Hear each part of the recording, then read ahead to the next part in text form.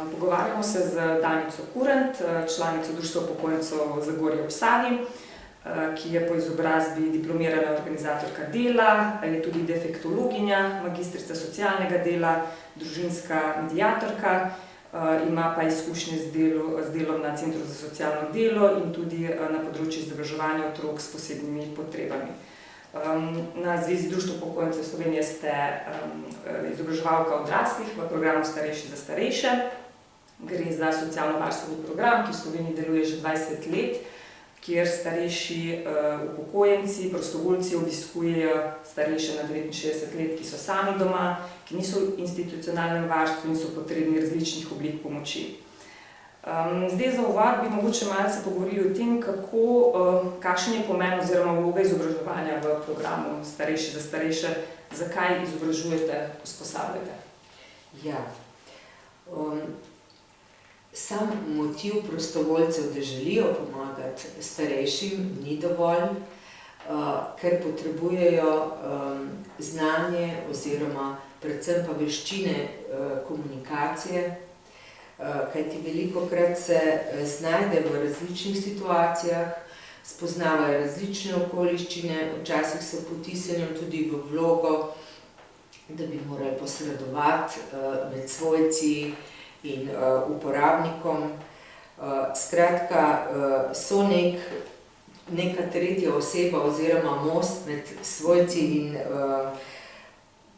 starejšimi.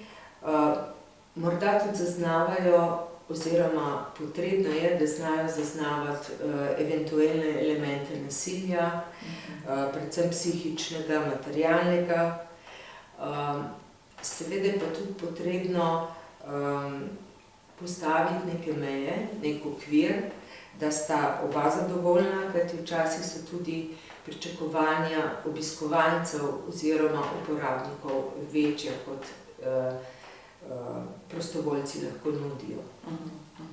Tako da je izobraževanje zelo pomembno, tudi skrbno se izbirajo teme letnega izobraževanja. In s temi veščinami komunikacije, ki jih pridobivajo, ker pridobivajo jih lahko samo izkustveno, pa seveda tudi z neko, bi rekla, so pomembne tudi značajske pa karakterne lastnosti. Potem tudi vpliva nekje tudi samopodoba, oziroma kako znajo postaviti mejo oziroma se prilagoditi situaciji. Tako da izobraževanje je vsekakor potrebno. To je to, kar se na ZDUS-u planira in določi, so tiste okvirne oziroma obvezne teme, bi rekli. Vsekakor se pa to dogaja tudi med letom. To se mi super zdi, kar ste povedali na začetku, da ni dosti, da želiš pomagati, ne moraš znati kako in tudi komunikacija, odlično. Zdaj vi ste 5 let približno izobraževalka v programu. Kaj menite, kakšne so lastnosti ali pa kaj mora imeti dober izobraževalec ali pa izobraževalka, kakšne znanje, spretnosti, lahko na svojem primeru ali pa pač na primeru svojih kolegic? No, izobraževalec ali pa izobraževalka vsekakor mora poznati dobro tematiko, torej tudi ob predstavitvi teme, ki jo ponavadi predstavi strokovnjak z področja, je potem potrebno prilagoditi oziroma pripraviti na nivo, recimo na 2 nivoja, to se pravi za koordinatorke in potem še za nivo prostovoljka. Vsekakor mora biti aplikativno podajanje, predvsem predstavitev mora biti všečna, skratka tudi velik prostor je potrebno dati slušateljem, da lahko postavijo dodatna vprašanja, da povedo svoje izkušnje. Seveda se pa velikokrat vključujejo tudi druge oblike, ali skupinsko delo, ali delo v dvojicah. Predvsem pri komunikaciji je pomembno, recimo delo v dvojicah, da se sreča vsak z obema blokoma. Da nekje zna stopiti v čevlje oziroma občuti in je to zelo bogata izkušnja. No, če pa skupinsko delo, če je tematika, je pa tudi ta plenarni del poročanja pomemben, ker vsi slušatelji potem dobijo neko bogatejšo refleksijo, mnenja in je zato tudi takšna oblika zelo primerna in dobrodošla. Zdaj, mogoče smo se že tudi dotaknili, kako vi motivirate recimo za udeležbo, da se prostovoljci udeležijo vašega izobraževanja, usposabljanja ali pa na samem usposabljanju, kako jih motivirate, pritegnete, rekli ste, da jim zelo pomeni to izkustveno, da imajo priložnost, da povejo, so to različni ljudje z različnimi ozadji, ni vsak sproščen, da govori v množici, sploh v skupini, ali pa kako motivirate? Ja, na tem letnem izobraževanju koordinatork so itak koordinatorke motivirane. Na društvenem nivoju je pa zelo pomembno, da se spozna dinamika. Ker recimo jaz za pokrajino Zasavje prihajam na posamezna društva, ker jim je to najboljša oblika, se nekje tako počutijo najbolj, ker imajo nek ustaljen red teh mesečnih srečanj in potem vključijo še to izobraževalno temo.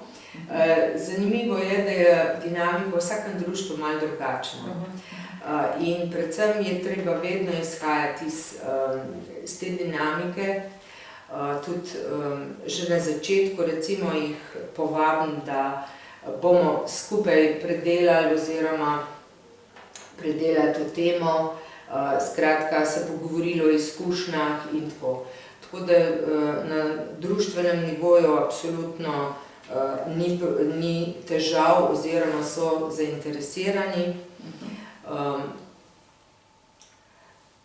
Za samo izobraževanje, za prihod, so pa že tudi koordinatorji imajo vlogo, da recimo tekom individualnih ali pa mesečnih srečanj skupinskih zaznavajo potrebe po temi, ki se lahko recimo čisto posebej vključne. Ko sem bila sama koordinatorka, smo recimo na teh mesečnih srečanjih, vedno se je odprlo neko vprašanje ali pa neka izkušnja ali pa ena težava se je izpostavila in smo potem to malo bolj večplastno obdelali. Super, se pravi, se prilagajate in odzivate, kakšne so potrebe. Kakšna vrsta izobraževanja menite, da je primerna za prostovoljce, glede na to, da gre za starejše osebe to, kakšne specifike recimo opažate? Ja, vsekakor mora biti način podajanja teme, kakršnakoli je, prilagojena oziroma primerna. Mora biti všečna, to se pravi zanimiva v podajanju. Potrebno je dati dovolj prostora za njihovo sodelovanje. Poleg te informiranosti ali pa dodatnega znanja, pa tudi veščin, ki jih pridobivajo, je vsekakor pomembno, ker prostovoljci s tem dobijo tudi neko večjo samozavest oziroma čutijo se bolj kompetentne in suverene na terenu. Kajti vedno znova se porajajo nova vprašanja, ali so recimo povezane z raznimi pravicami, oblikami pomoči, ki jih želijo.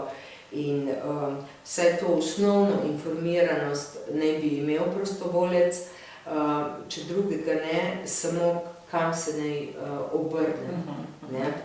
Kaj več niti ni za pričakovati.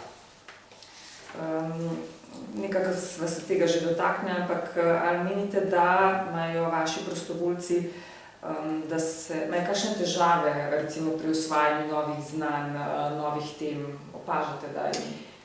Ja, delno je res, zato ker nekateri prostovoljci so že zelo stari, nekateri so že skoraj od vsega začetka ali pa večino časa v programu, ker tudi nekje se pozna na njihovih kognitivnih sposobnostih.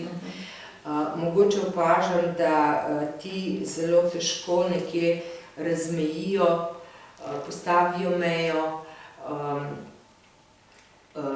mogoče so malce premalj samokritični do sebe, ali zmorejo ali ne. Tako da je potrebna ta senzibilnost, ne. Seveda pa recimo je dobro, da društva ali pa recimo v sodelovanju z univerzami ali pa z drugimi društvami ponudijo prostovoljcem različne vsebine, da si obogatijo, da dobijo informacije, ker se s tem bolj počutijo suverene, oziroma tudi je to uporabno za njihovo življenje in boljšo kvaliteto. Zdaj, če se dotaknemo še te vaše vloge kot izobraževalke, kakšnih izobraževanj bi si pa vi recimo kot izobraževalka želeli? Ja, vsekakor je ta oblika, ki smo jo deležni na ZDUS-u, ko nam predava oziroma predstavi temo strokovnjak s področja, ker s tem dobimo nova znanja, čeprav jih je treba še potem prilagoditi oziroma predelati in pripraviti, pa verjetno še je potrebno kaj iz dodatne literature poiskati, da so podatki zanimivi, ažurni in tako. Vsekakor je ta oblika zelo v redu, tako da ostajamo nekje v stiku z stroko. Zdaj, če malo tako pogledava za naprej, kako vi vidite prihodnost teh izobraževanj na terenu? Mislite, da bo jih če dalje več treba, glede na to, da ste rekli, da starostna struktura prostovoljcev se samo viša, ali bo treba kaj se prilagoditi, ali bo potrebno kaj spremeniti, ali bo treba nove prostovoljce pridobiti? Kam mislite, kam bo? Ja, vsekakor je to že neka stalna naloga in tudi aktualna tema pridobivanje novih prostovoljcev, vključevanje morda tudi mlajših. Recimo za določene informacije, te informativnega značaja, je mogoče dobra oblika tudi to, da se preko medijev oziroma preko teh aplikacij, ali Zooma, ali Viber skupine, ali karkoli, ni potrebno vedno fizične prisotnosti, ne? Če je bolj frontalna oblika.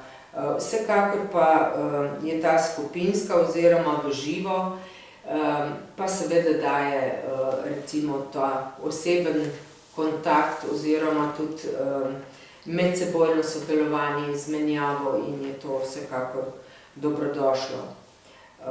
Izobraževanje prostovoljce, tako kot ste rekla, glede sprememb oziroma razvoja tehnologije, je potrebno tudi na drugi strani, bi rekla, usposabljati oziroma jim nuditi možnosti, ne? Sploh, ker se uporabe teh aplikacij tiče oziroma že telefona, ne? Ker vidim, da recimo, čeprav sama si pripravim v PowerPointu, ampak veliko društvo pa nima projektorja in je potem zagata in moram biti obenem drugače pripravljena oziroma ponuditi tudi material, ki ga odnesejo lahko s sabo in ga lahko pogledajo in tako naprej. Tako da določene teme ali pa bolj bom rekla informacije bi se lahko tudi tako podajale, sicer pa je sigurno potrebno periodično, da se dobivajo v živo, ne? Ker so še druge komponente. Ne? Ja, zdaj, ko ste to omenili v tej aplikaciji, sem se spomnila, da vas vprašam tudi, kako ste pa tekom covida izobraževali? Ste ponujali kakšne vsebine prek Zooma? Ja, povezali smo se pri nas imamo Zasavsko ljudsko univerzo, da je izvedla, pa tudi na društvu samim, da je izvedlo izobraževanje uporabe Viberja, Zooma, tako da so koordinatorke znale Zoom uporabljati, ker če koordinatorke znajo, pošljajo in potem kratko navodilo, da samo pritisnejo. Ja. Ali pa recimo Viber skupina, vsekakor je potrebno to predhodno zagotoviti. Osvojiti, ja, vsekakor. Je še kaj takega, kar bi za zaključek povedali z tega področja izobraževanja?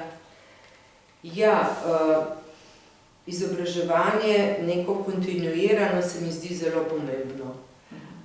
Kajti tudi v teh uvodnih izobraževanjih za prostovoljce pred vstopom v program oziroma pred začetkom dela se mi zdi pomembno, da se seznanijo tudi z kodeksom etičnih načel, tako prostovoljstva kot kodeksa etičnih načel na področju socialnega varstva, ker je to nek okvir, v katerem se gibljejo in je neka varnost tako za uporabnika kot za izvajalca.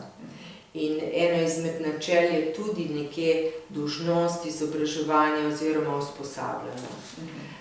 Tako da ta vidik absolutno ni za zanemariti, zato ker tudi predvsem v komunikaciji je potrebno vedno znova recimo dajati poudarka in vnašati recimo oziroma dati možnost, da se pridobivajo veščine. Super, odlično. To je to, se vam lepo zahvaljujem.